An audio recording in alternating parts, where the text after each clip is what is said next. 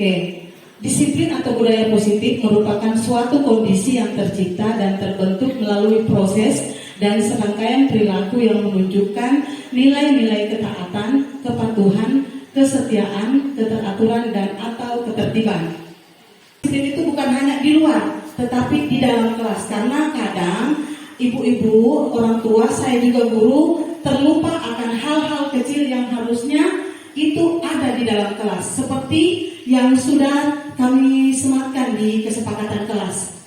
Nah, di sini biasanya ketika melakukan hal ini, ketika melakukan disiplin itu anak-anak bukan lahir dari dirinya sendiri, tetapi mereka melakukan ada beberapa faktor.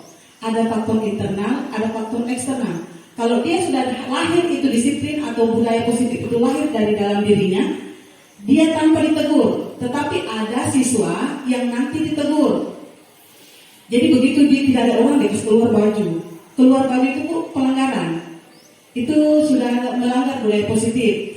Tidak bawa buku pelajaran, tidak kerjakan tugas, itu melanggar budaya positif. Nah, jadi bagaimana caranya supaya kami di dalam kelas itu tidak mengambil tindakan yang terlalu jauh ke anak-anaknya? Maka kami buatlah kesepakatan. Restitusi ini adalah proses menciptakan kondisi bagi murid untuk memperbaiki kesalahan mereka sehingga mereka bisa kembali ke kelompok mereka dengan karakter yang lebih kuat. Saya sampaikan ke teman-teman guru bahwa ketika melakukan suatu pembahasan masalah dengan anak-anak, diusahakan jangan membahas masalah itu di tengah guru yang banyak. Kasihan anak-anak satu yang tunjuk banyak. Jadi, ketika guru membahas restitusi itu harus dalam kondisi netral. Tidak boleh melihat siapa-siapa dan dalam kondisi tenang, tidak dalam kondisi emosi. Karena berbeda pemecahan masalahnya anak-anak ketika kami guru dalam kondisi emosi dan tidak emosi. Jadi ini juga Bu, saya sudah sosialisasikan ke teman-teman saya di hari Sabtu. Saya sampaikan ke teman-teman, usahakan ketika membahas masalah dengan anak-anak, tanya baik-baik dulu. Apa masalahnya? Apa alasannya? Jadi saya tuh anak-anak saya tanya, apa alasannya berbuat itu? Saya lupa Bu, saya ini Bu, saya ini Bu. Jadi setelah kau lupa, apa solusinya? Dia cari sendiri kalau menggunakan restitusi. Dia cari sendiri apa solusi dari masalahnya itu. Ini kebutuhan dasar. Yang pertama bertahan hidup. Bertahan hidup itu Bu, makan dan minum. Selain rumah dan rasa aman, anak-anak itu harus makan dan minum. Cukup sebelum ke sekolah. Kalau tidak makan dari rumah atau di sini pas masuk sini dia datang lambat, kemudian sudah apel, uring-uringan tuh anak-anak. Uring-uringan anak-anak. Aduh Ibu, lapar Ibu. Jadi kami guru jaga mengakali. Kami mengakali. Jadi kalau mereka bertugas, cepat datang. Kalau sudah selesai bertugas, kami undur waktu 5 menit atau 10 menit untuk kasih waktu makan. Pergi makan. Yang penting sebentar, jangan lagi keluar. Jadi buru-buru pergi makan.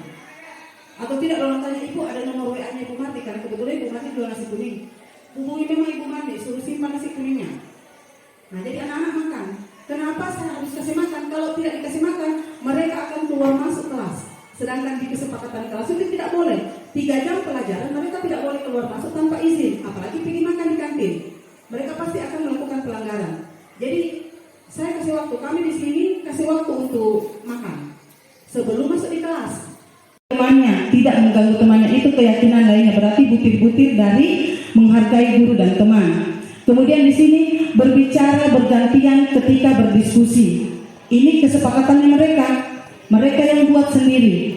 Nah kita sebagai guru memfasilitasi. Jadi setidaknya ada beberapa poin di kesepakatan itu yang bisa kita jalankan. Jangan mengharapkan langsung hari ini kita buat kesepakatan, minggu ini langsung kesepakatan itu langsung full dijalankan. Tidak, harus perlahan, sedikit demi sedikit. Kita tidak bisa, sedangkan kita saja masih biasa melanggar sedikit. Nah, bagaimana dengan siswa? Jadi ini perlu kerja keras kita. Jadi kenapa ini saya sosialisasikan? Saya tidak bisa bekerja sendiri untuk menerapkan budaya positif ini. Makanya saya mengajak rekan-rekan guru, saya mensosialisasikan budaya positif ini sehingga ada respon dari teman wali kelas untuk mari sama-sama membuat kesepakatan kelas, kemudian kita sosialisasikan kepada orang tua sehingga orang tua tahu ketika nanti anaknya melanggar, mereka tidak bisa berbuat apa-apa.